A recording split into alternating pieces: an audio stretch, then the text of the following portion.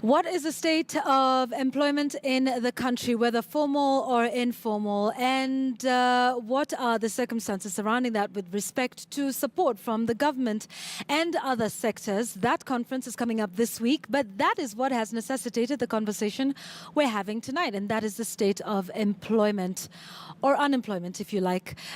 So please use the hashtag checkpoint, and we will get to our discussion now. We want to get an understanding of where we are and what more needs to be done to create more jobs for not just young people, but indeed for more in our population. Tonight, Jacqueline Mugo, who's the Executive Director of the Federation of Kenya Employers, thank you for making the time, and Zetsawere, Development Economist, and Ronnie Osumba, who's the Chair of the Youth Enterprise Development Fund Board. Thank you, ladies and gentlemen. It feels good to say that. It's usually the other way around.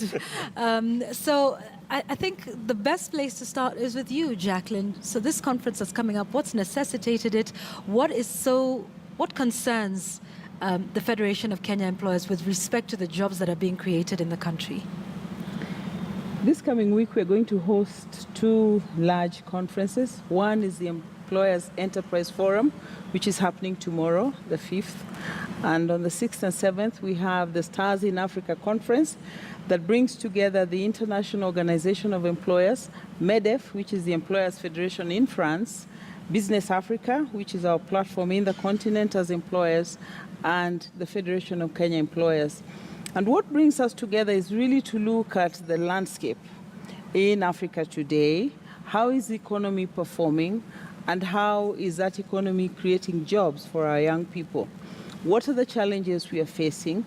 How is it that Africa is growing and has been growing for the last 5 years or so by an average of 5 to 6%, good growth, but it's jobless growth? And that's what we are asking. And the jobs that are being created are 80%, 90% in the informal sector, and that's across the continent. So there's a disconnect between the growth and the jobs that are being created. And what we want to discuss as employers is what policy changes do we want from government to be able to help the formal sector, which is actually shrinking, to create what we call decent jobs. These are well-paying jobs, jobs which are recognized in the economy, as opposed to informal. Because that was going to be my question, Jacqueline. Why is it that if you're saying 90% of the jobs are in the informal sector, why is that a problem? Why is that a cause for worry? If you look at the informal sector and the kind of jobs it creates and the environment in which business is done in that sector, this is a sector that's not regulated, doesn't actually pay decent wages or bring in decent income to the people that work so hard in it. For Kenya, it's what we call the Juakali sector. It's a sector where I think we need to invest more to be able to bring up the indigenous African businesses to compete effectively in the global market. But they stay at a level where they are suppressed in terms of growth. They don't contribute taxes. So you have a very stressed formal sector that is barely a quarter of the economy trying to create decent jobs for a very large number of youth. And I think that's why we are seeing high levels of inequality in incomes in Africa. And we need to address that to be able to address the issues of poverty and the challenges, the societal challenges that we have. Okay. And Zetsa, what's your sense of the landscape when it comes to jobs and employment in the country? Well, I think a couple of things are going on. I think what she's saying is right in terms of the level of informality in employment. And one of the fundamental problems around that is that a lot of people get into employment out of desperation. You'll find people graduate, start tarmacking, look for jobs, they don't, they start a side hustle, and suddenly that's how they're earning a living, and they sort of give up on the formal side. Now, one of the reasons why informal jobs are so many is because formal jobs and formal employment and formal businesses is very expensive.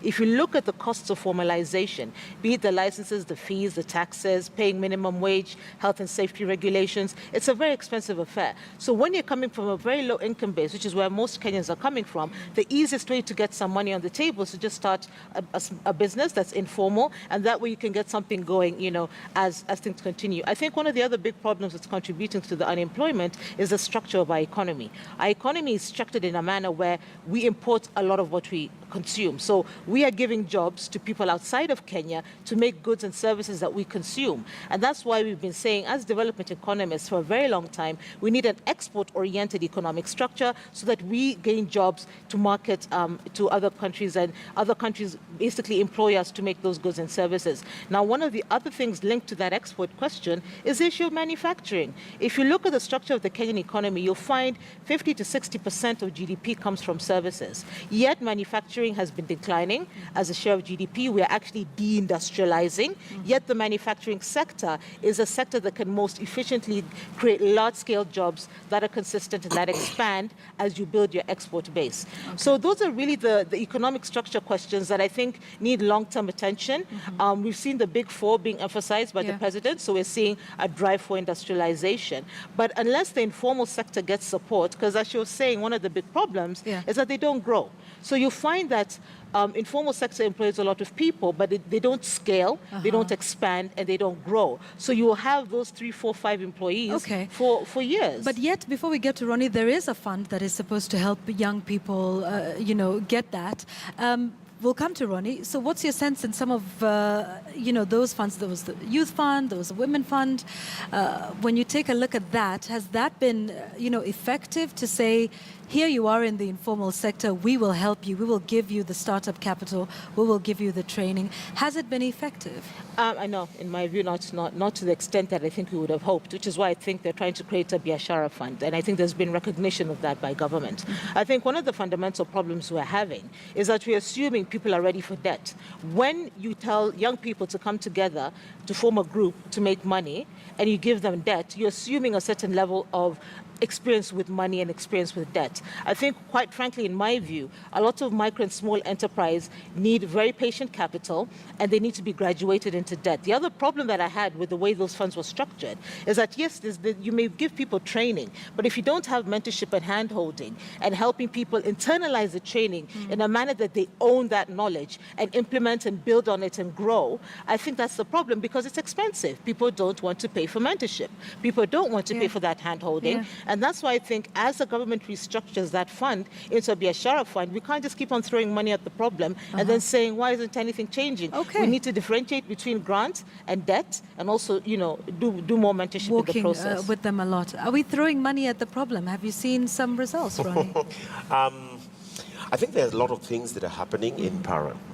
There are policy interventions, there are macroeconomic interventions, and as just said, there are structural issues within the economy and within the labor market that need to be addressed, and all these things are happening simultaneously so let us take a step back. So one of the interventions, obviously, government identified, through the Marshall Plan, I think that was released in 2006, was to say, why don't we try and push some of this traffic coming into the labor market into entrepreneurship?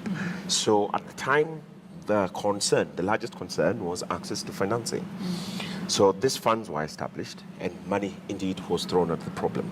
But what we have failed to interpret well is the mandate of the funds. Actually, a lot of these funds are properly defined in terms of the intervention. So it's not just throwing money at the fund, at the problem. There are business support and development services. There are market linkage issues. There's provision of brick and mortar for young people, cheap, accessible, and driving literally market dynamics. But a lot of that, through interpretation or misinterpretation thereof, were not done. So what we have seen is an overemphasis on pushing money in terms of lending. But I think, the unemployment issue needs to have a different perspective. So we indeed do have a crisis. We do need to address that crisis. But I will challenge Jacqueline when we say too many of those jobs we're creating now are informal. I think the issue here is we need to identify the drivers of job creation and invest in formalizing. So if it is breaking down the barriers of formalization, then that's what we need to be. Jacqueline? Well, if you look at the fact that we have 16 million Kenyans in employment today, and that 13.3 million of those are in the informal sector, and only 2.7 million are in the formal sector, and actually only 2.5 are in wage employment, then you realize we have a problem. And we cannot keep over-regulating the formal sector, hoping that it will provide the answers, pay the taxes, pay the levies, do the training, develop the skills, and ignore 75% of those in employment. So there is an issue.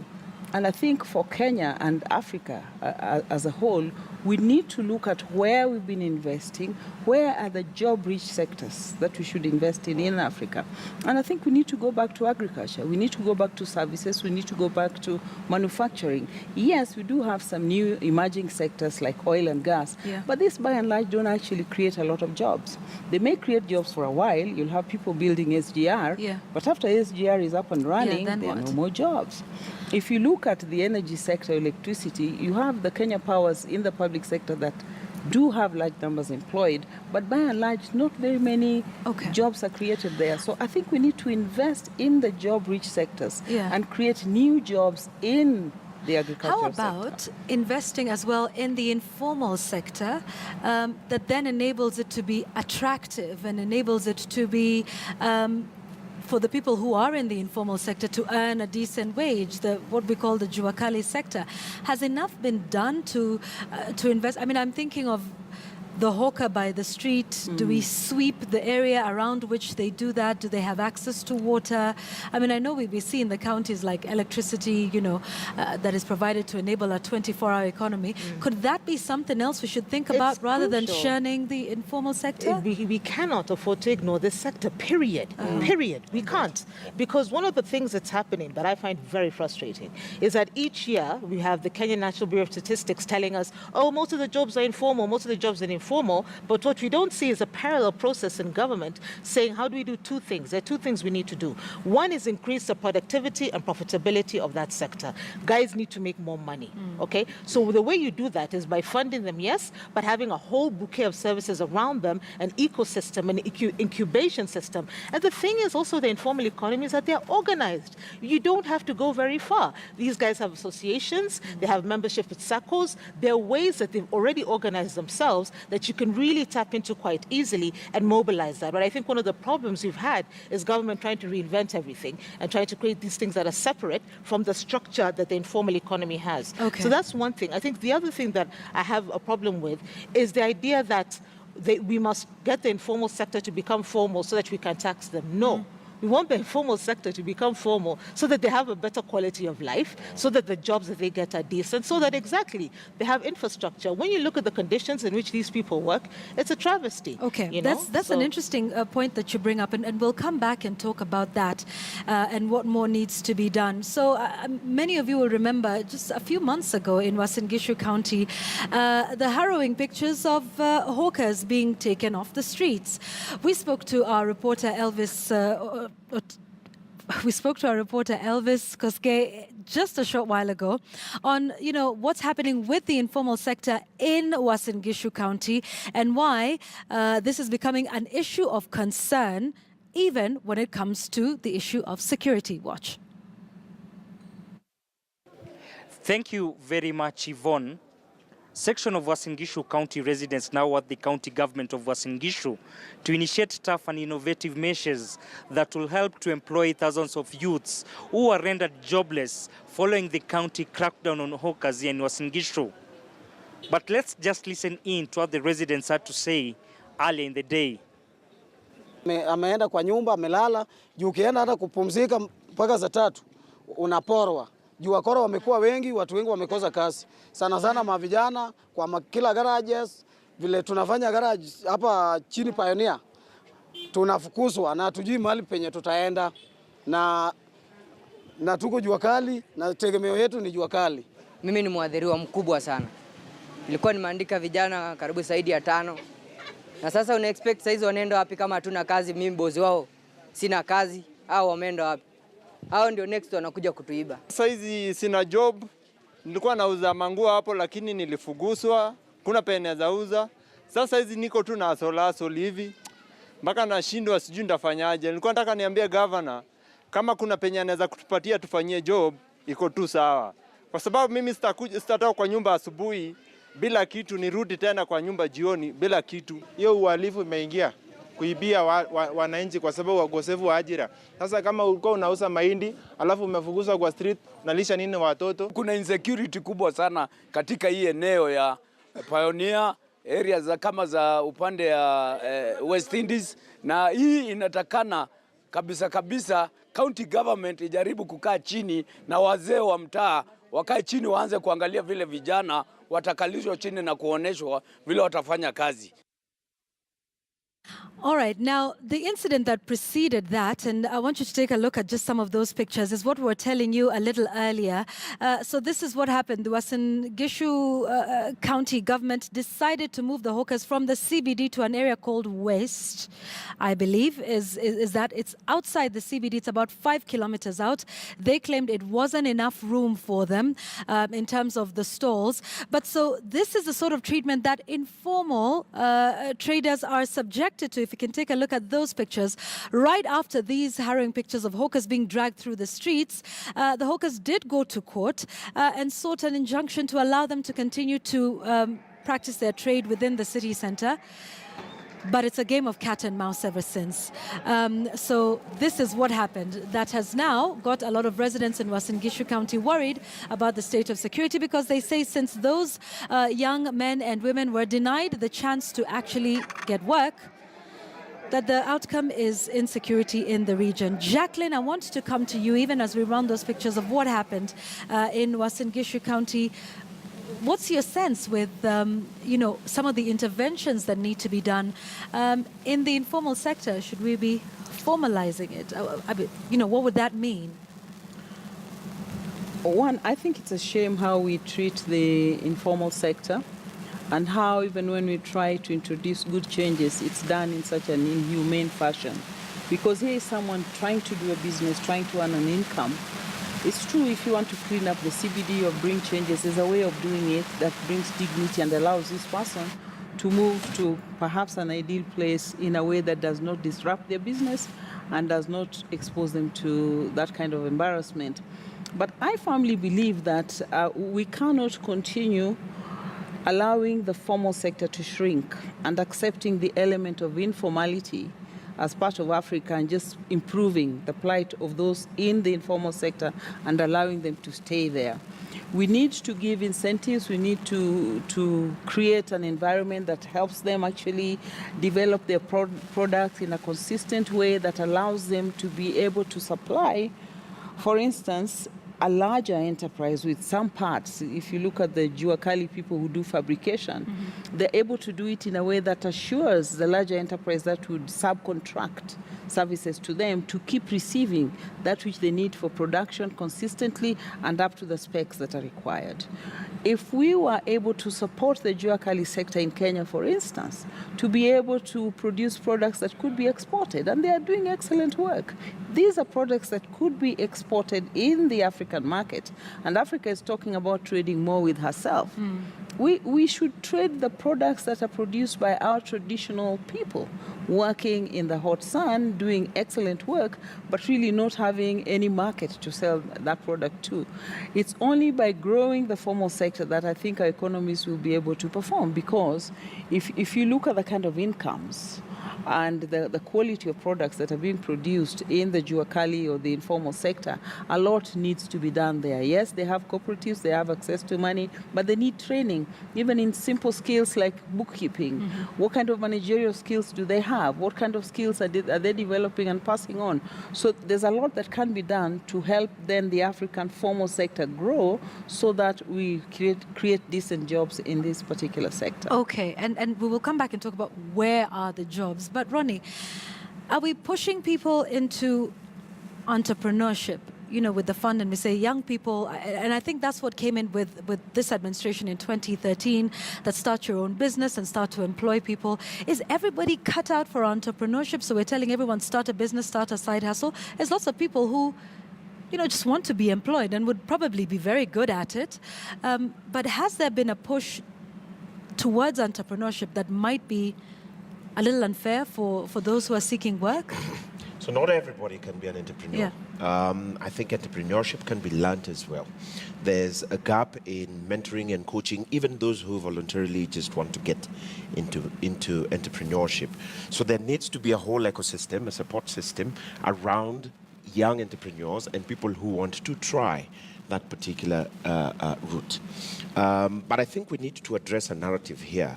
And I know from where Jackie is seated, the concern obviously is what do employers do, what do formal businesses do to create jobs. But we can't get our eyes off, and I agree with Nzetse, we can't get our eyes off the informal sector. UNDP has conducted a study, for example, and said even assuming the Kenyan economy continues to grow at 10% per year for the next 30 years, and taking all factors into consideration, the formal to informal job ratio is probably going to get to 50-50. The best we can probably achieve in the next 30 years at 10% GDP growth. So we can't get our eye off the informal sector. Now, I think there needs to be a redefinition of what informal means, and there needs to be a shift of the narrative. Because when we talk about informal jobs, Jokal is not a bad. It's not a bad thing to do.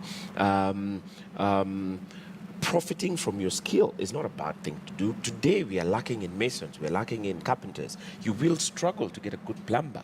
Yet I don't know of any significant enterprise in the space of plumbing.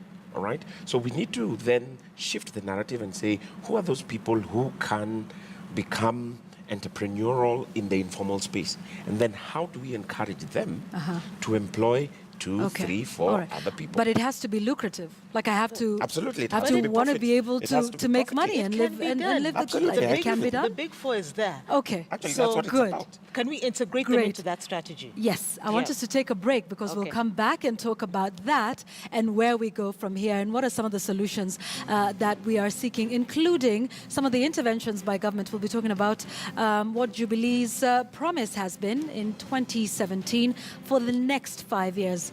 The big question we will answer after the break is, where are the jobs? We'll be right back.